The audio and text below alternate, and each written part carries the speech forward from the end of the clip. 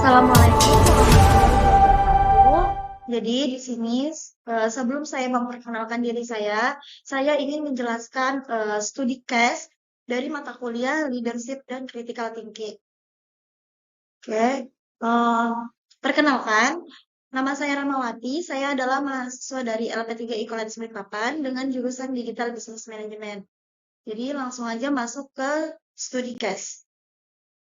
Untuk case-nya ini sendiri, yaitu di dalam suatu company, Anda adalah leader atau manajer departemen marketing yang memiliki tim staff yang memiliki job description, bendahara departemen, tim promosi, dan tim back-end untuk operasional kebutuhan semua tim promosi.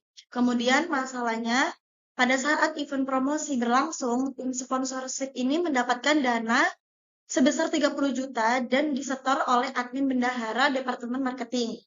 Hanya saja kendala terjadi 12 juta, dana dipergunakan secara sengaja oleh salah satu tim bendahara dan baru terungkap saat manajer marketing ini harus melakukan penyetoran ke manajer Departemen Finance. Kemudian untuk pertanyaannya, yaitu sebagai leader atau manajer, langkah apa sih yang harus dilakukan untuk mempertimbangkan memutuskan secara metode pemetaan critical thinking agar terciptanya problem solving yang tepat dengan mempertanggungjawabkan hasil sponsoring tersebut.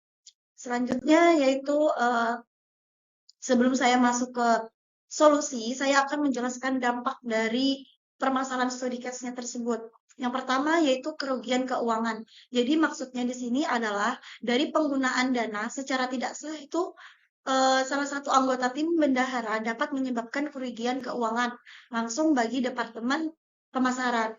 Dengan dana 12 juta yang telah digunakan secara tidak benar akan mengurangi anggaran yang seharusnya ini digunakan untuk keperluan promosi dan operasional lainnya, serta membatasi kemampuan departemen untuk melaksanakan tugas-tugasnya dengan efektif. Kemudian yang kedua yaitu ketidakpercayaan dalam tim, yaitu tindakan salah satu anggota tim bendahara yang menggunakan dana secara tidak sah bisa mengakibatkan ketidakpercayaan di antara anggota tim. Jadi hal ini tuh dapat merusak hubungan kerja dan kolaborasi di antara tim, serta mengganggu efisiensi dan produktivitas keseluruhan. Lalu yang ketiga yaitu reputasi perusahaan. Jadi jika kasus ini menjadi diketahui oleh pihak luar, misalnya sponsor atau klien ini dapat merusak reputasi perusahaan secara keseluruhan. Dan ini juga bisa membuat perusahaan terlihat tidak profesional dalam mengelola keuangan dan mengurangi kepercayaan dari pihak-pihak eksternal. Lalu yang keempat yaitu ketidakstabilan internal. Nah, dari kejadian seperti ini bisa menyebabkan ketidakstabilan internal dalam departemen marketing dan bahkan dalam organisasi pun secara keseluruhan, manajer harus mengambil langkah-langkah untuk memperbaiki situasi yang dapat mengganggu fokus dari tujuan dan inisiatif lainnya. Lalu yang terakhir yaitu perubahan kebijakan dan prosedur. Jadi dari perubahan tersebut, mungkin manajer perlu mengimplementasikan lagi perubahan kebijakan dan prosedur keuangan untuk mencegah kejadian yang serupa terjadi di masa depan. Jadi bisa melibatkan peningkatan pengawasan pelaporan dan kontrol keuangan dalam departemen. Lalu selanjutnya yaitu solution. Jadi sebagai manajer, saya dapat memberi solusian dari studi case tersebut bahwa yang pertama yaitu identifikasi dan konfirmasi masalah. Jadi kita ini pastikan dulu nih dengan memiliki pemahaman yang jelas tentang apa sih yang terjadi dan berapa jumlah yang hilang. Kemudian periksa dokumen dan catatan transaksi untuk memverifikasi kebenaran masalah. Lalu yang kedua yaitu kumpulkan informasi. Setelah kita identifikasi dan konfirmasi masalah, lalu kita mintalah penjelasan dari bendahara departemen tentang penggunaan dana tersebut dan periksa apakah ada bukti atau dokumentasi terkait pengeluaran tersebut. Lalu yang ketiga yaitu berkomunikasi dengan tim. Berdasarkan informasi yang sudah terkumpul dan evaluasi konsekuensi buat keputusan yang tepat. Dan hal ini juga mungkin termasuk memberikan sanksi kepada anggota tim yang terlibat, seperti peringatan tertulis atau pencatatan jika diperlukan. Selain itu, bisa juga dipastikan bahwa dana yang tersisa sebesar 12 juta dapat disetorkan ke Departemen Keuangan tanpa kekurangan.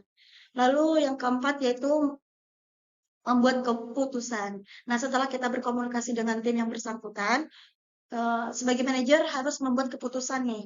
Jadi, tujuannya itu untuk dampak keuangan dari kehilangan dana tersebut terhadap operasional dan event promosi berikutnya. Dan identifikasi apakah ada aspek lain dari kegiatan yang terpengaruh oleh kejadian ini. Lalu yang kelima yaitu tetapkan tindakan korektif.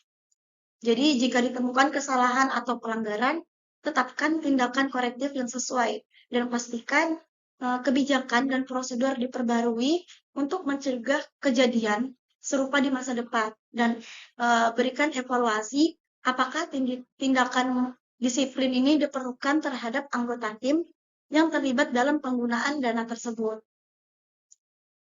Selanjutnya yang keenam yaitu bertanggung jawab.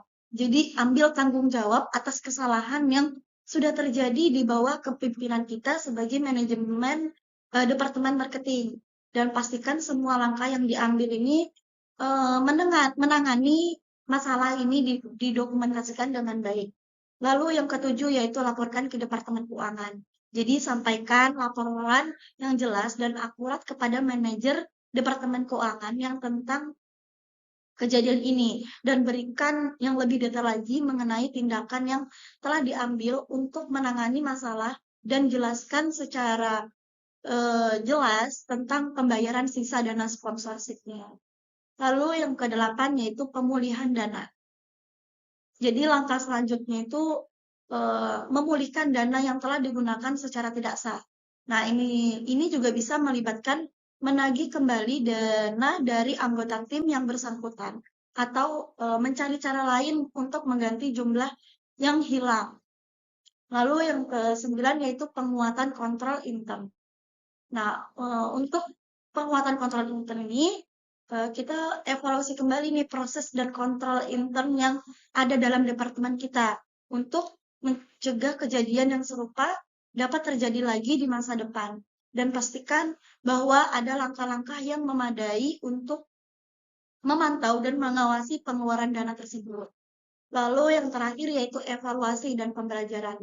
Nah, setelah semuanya clear dan udah membuat keputusan juga, manajer dapat melakukan evaluasi secara menyeluruh terhadap proses dan keputusan yang telah diambil. Kemudian identifikasilah apa yang telah berhasil dan apa yang dapat ditingkatkan lagi untuk situasi serupa di masa depan. Dan gunakanlah pengalaman ini tuh sebagai pembelajaran bagi seluruh departemen dan juga tim agar permasalahan itu tidak terulang lagi gitu. Selanjutnya kesimpulan. Jadi dari studi case tersebut, saya sebagai manajer itu dapat menyimpulkan bahwa Departemen Marketing ini memerlukan pengelolaan dana yang lebih cermat dan prosedur yang lebih ketat. Dan kehilangan dana sponsor menunjukkan bahwa pengawasan pengeluaran yang lebih baik itu diperlukan dan didokumentasikan yang akurat dan jelas jika diperlukan. Lalu pembaruan kebijakan dan prosedur serta pelatihan tim untuk memastikan pemahaman yang lebih baik lagi tentang tanggung jawab dan prosedur yang berlaku. Jadi harus segera dilakukan. Terus juga dapat menjaga integritas keuangan departemen dan mencegah hal-hal buruk terjadi di masa depan. Dan manajemen keuangan dapat pengawasan dana harus evaluasi secara teratur. Ya, mungkin sekian presentasi dari saya. Kurang lebihnya mohon maaf. Wassalamualaikum warahmatullahi wabarakatuh.